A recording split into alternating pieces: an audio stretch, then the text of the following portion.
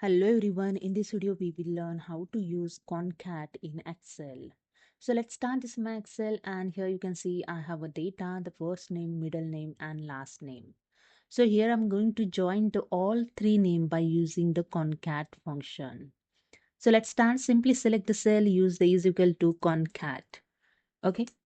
And simply select the all name, just drag with the mouse and bracket closed.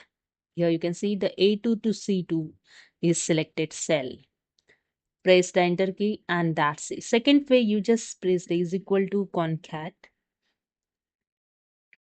Okay, you can select the text 1, use the comma, text 2, use the comma and text 3 and bracket closed and enter.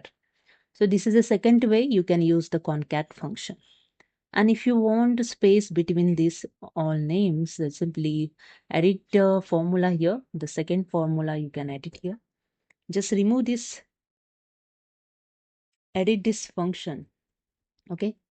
After the first text, comma, and then use the double quote.